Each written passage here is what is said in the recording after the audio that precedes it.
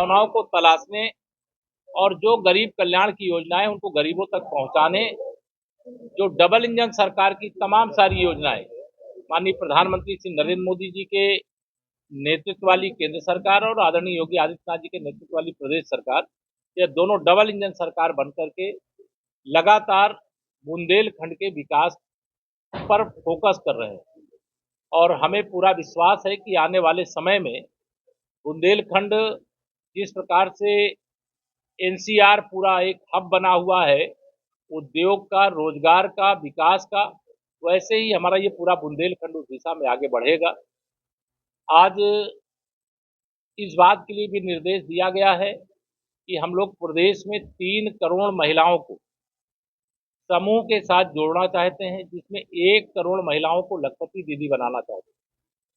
हम लोगों का संकल्प है कि उत्तर प्रदेश के अंदर कोई भी परिवार ऐसा नहीं बचना चाहिए जिसके पास रहने का अपना घर ना हो, चाहे उसे प्रधानमंत्री आवास योजना से, चाहे मुख्यमंत्री आवास योजना से आच्छादित करने का काम किया जाए। कानून व्यवस्था चुस्त दुरुस्त रहे, ये हमारी प्राथमिकता है। इस समय मतदाता सूची के शुद्धिकरण का एक बड़ा अभियान उत्तर प्रदेश सहित देश के 12 राज्यों में चल रहा है। भारतीय जनता पार्टी चुनाव आयोग के द्वारा मतदाता सूची के शुद्धिकरण का जो अभियान चल रहा है उसका स्वागत समर्थन करते हुए अपनी पूरी ताकत के साथ इस कार्य में लगी हुई। मैं पूरे विश्वास से कह सकता हूं कि मतदाता सूची का शुद्धिकरण होने के बाद जो बूथ लूट करके चुनाव जीतते थे और चुनाव जीत करके सत्ता प्राप्त करके पूरे प्रदेश को लूटते थे, अब उनका युग खत्म होने वाला है। और मतदाता सूची के शुद्धिकरण के बाद हमें पूरा विश्वास है कि जो विकसित भारत और विकसित उत्तर प्रदेश 2047 का लक्ष्य है, इसको पूरा करने में निश्चित तौर से सफलता मिलेगी और गरीब भी अमीर होगा, किसान भी धनवान होगा, नौजवानों के रोजगार के व्यापक अवसर होंगे और महिलाओं का सशक्तिकरण होगा। मुझे अभी इस समय इस संबंध में कहना है। आप लोगों को किसी का कोई सवाल हो तो पूछ सकते हैं। एक जने बोल लो।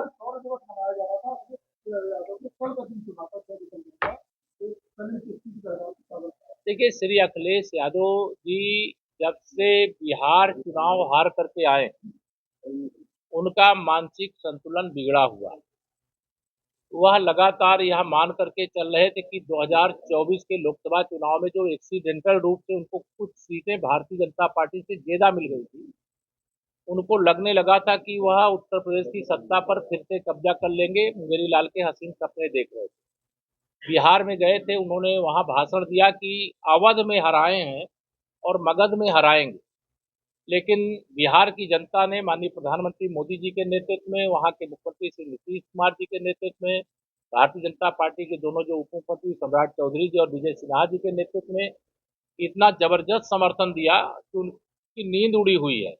उनको यह समझ में आ गया है कि 2047 तक समाजवादी पार्टी के सत्ता तो छोड़िए, विपक्ष में भी बने रहने के लायक उनको समर्थन प्रदेश की जनता देगी कि नहीं देगी। इसके कारण से वो उल्टे सीधे काम लगातार कर रहे हैं, लेकिन समाजवादी पार्टी का भविष्य अंधकारमय है।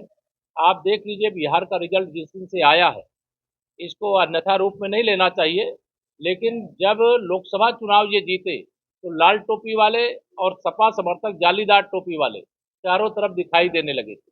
लेकिन जैसे ही बिहार का रिजल्ट आया, अब लाल टोपी वाले और उनके साथी सब गायब हो गए। तो इससे ये ध्यान में आता है कि अखिलेश जी की जो राजनीति है वो अंत की ओर है।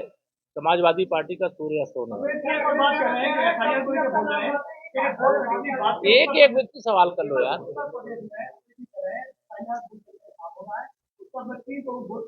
देखिए, श्री अखिलेश यादव जी की अब ये बचकानी बातों को मैं उनका क्या जवाब दूं।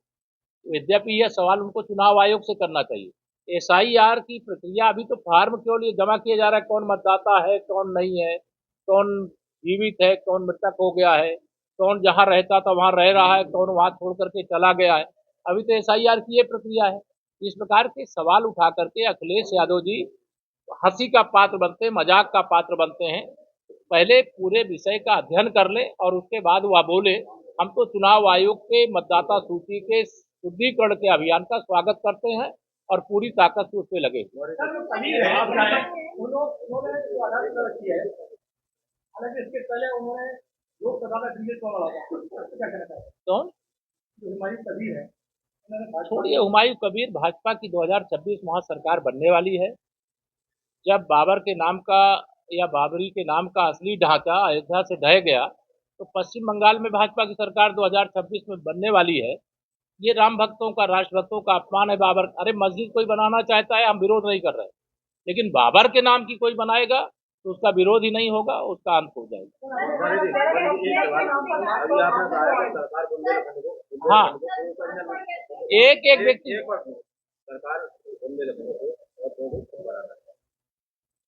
लेकिन क्या इस तरह से हमारे सांसद ने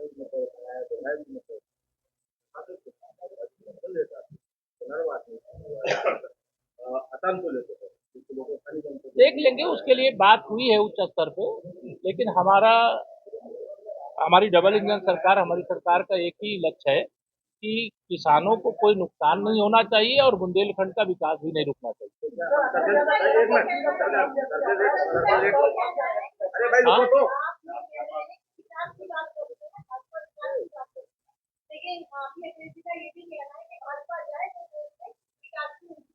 अखिलेश जी, मैंने कहा उनका मानसिक संतुलन बिगड़ा हुआ, तो इसमें उल्टा सीधा बोलेंगे। विकास क्या होता है 2014 के बाद देश ने देखा है, 2017 के बाद उत्तर प्रदेश ने देखा है और झांसी ने भी देखा है। 2017 के पहले बिजली आती नहीं थी, अब बिजली जाती नहीं है। अंतर ये है। जो देखिए, जो सही होगा, किसानों के हित में होगा, बुंदेलखंड के हित में होगा, सरकार उस पर बहुत संतुलित विचार करके निर्णय लेगी। हाँ? हाँ? कब सिर्फ के जो दोषी होंगे वो बक्से नहीं जा रहे, सब पकड़े जा रहे हैं और पकड़े जाएंगे।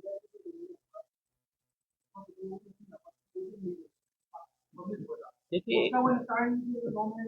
ये एक पर्टिकुलर विषय का मैं उत्तर नहीं दे सकता क्योंकि वो व्यापक विषय है, लेकिन हमारा ये प्रयास है कि किसान का नुकसान नहीं होना चाहिए और विकास प्रभावित नहीं होना चाहिए। रामगोपाल यादव ने तस्वीरों पे सीएम साहब पे निशाना साधा है, बोले उन्हीं के लोग जो निशाना साधते हैं वो लगातार निशाने पर है, क्योंकि भ्रष्टाचार, गुंडागर्दी, माफियागिरी किसी भी क्षेत्र की, ये समाजवादी पार्टी के नाम से पेटेंट है और इसकी जांच हो रही। जो पकड़े जाएंगे उनके खिलाफ कार्रवाई। धन्यवाद। सभी को बहुत बहुत धन्यवाद।